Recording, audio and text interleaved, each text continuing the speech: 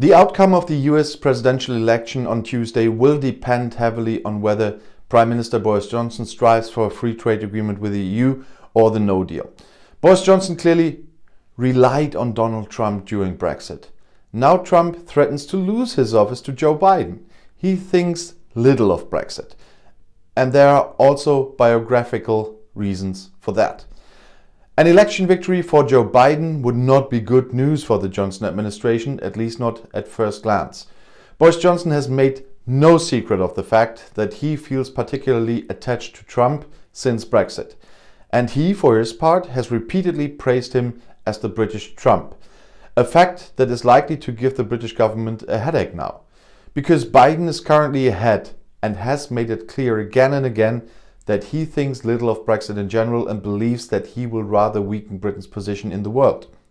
When Johnson threatened a chaotic exit without an agreement, the so-called no deal, a few weeks ago, Biden sent the red card directly across the Atlantic via tweet on September 16th. He warned Johnson not to endanger the Good Friday Agreement when leaving the EU. The so-called no deal, that means an exit without an agreement, would make a border between Ireland and Northern Ireland necessary again if the withdrawal agreement is not held up the way it was signed and ratified. Nancy Pelosi, spokeswoman for the House of Representatives, went a step further. What does the British government think? With a border in Ireland, there is zero chance of a deal. There is a reason for the anger of the American Democrats. Under President Bill Clinton, they played a major role in bringing about the Good Friday Agreement. And Biden himself has Irish roots. So Irish peace is also very close to his heart. Johnson simply underestimated that, explains Jonathan Powell, Tony Blair's former Northern Ireland negotiator. Biden is immensely proud of his Irish roots and played an important role in the peace negotiations. You will be very cool about Johnson if Biden wins, because he sees him as a European Trump double and have not forgotten how he insulted Barack Obama in 2016 as a half Kenyan. Powell believes that the outcome of the US election will hardly have any impact on the Brexit negotiations that are still ongoing. But still, the Johnson administration has hardly any diplomatic connections with Biden and is therefore rightly concerned about being left behind after a possible victory, he said. Officially, nobody wants to confirm it, but there is a new deadline in the Brexit negotiations. The negotiators have resolved to get to the point by November 3rd so that the EU leaders and British Prime Minister Boris Johnson in the so-called endgame can get in. Such an endgame always begins in the negotiations on free trade agreements when the remaining points of dispute can only be resolved on a high political level. Johnson is no different from the heads of state and governments of the EU. The respective negotiating leeway depends not only on domestic political constraints, but also on the general political climate. While the effects of the corona pandemic are still unpredictable, after November 3rd, it should at least be clear who will rule the White House in the future. So it's no wonder that a not entirely insignificant question has arisen. To what extent will the US presidential election influence the Brexit negotiations? The debate has been around for some time, but this week Boris Johnson apparently felt compelled to take a stand. When he visited a hospital in West London on Monday, he commented on speculations that he would not move in negotiations with the EU until the US election was over. The Prime Minister firmly rejected that. They are two different things, he said. Johnson was mainly referring to an article in The Observer over the weekend. In it, the former British EU ambassador Ivan Rogers had stated that Johnson's decision on a trade deal with Brussels would depend on the election result in the USA. Rogers referred to several very high-ranking sources in European capitals who said that the Prime Minister would wait for the result of the presidential election before making a final decision on whether to seek a free trade agreement with the EU or a no deal. But what's the preferred scenario there? In plain language, this would mean if the declared Brexit supporter Donald Trump stays in office, Johnson would have fewer problems pushing a no deal because he could then hope for a quick trade agreement with Washington. Although in this case he would forget not the president is making the trade agreements, it's the House of Representatives. And I doubt that there will be a Republican majority after Election Day. If the challenger Joe Biden wins, however, the British Prime Minister is more likely to rely on a free trade agreement with Brussels, since the Democrat is considered a friend of the EU and has so far shown no ambition to do business with the British quickly. In many ways, Johnson would have a harder time with US President Biden, Rogers believes. The former top diplomat is not alone in his view. The former British Chancellor of the Exchequer and Johnson confidant George Osborne is of a similar opinion.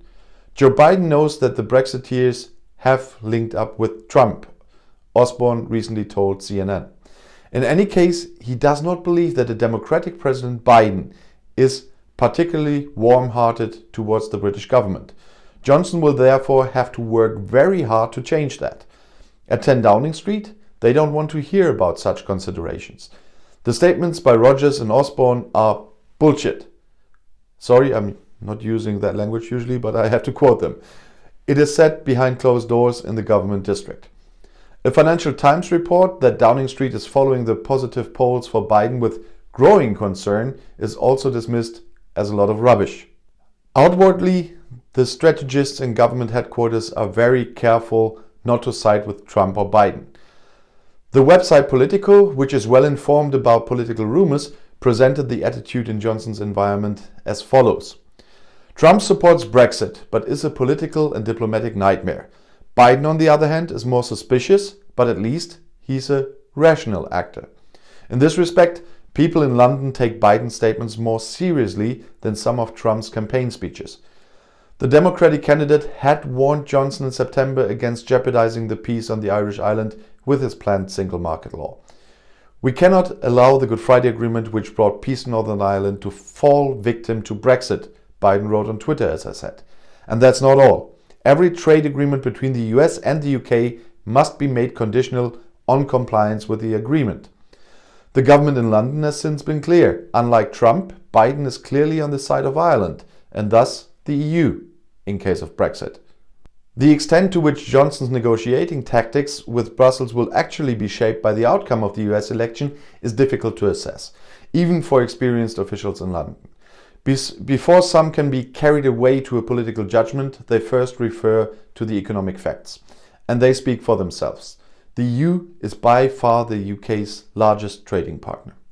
In purely economic terms, a trade agreement with Brussels is therefore far more important than a treaty with Washington. On the other hand, Johnson has repeatedly shown that Brexit ideology is more important to him than economic reason. Although that doesn't necessarily mean anything either. The Prime Minister is seen as someone who can change his mind and his political style quickly if he sees it as an advantage. That should also be the case with Biden, provided he wins.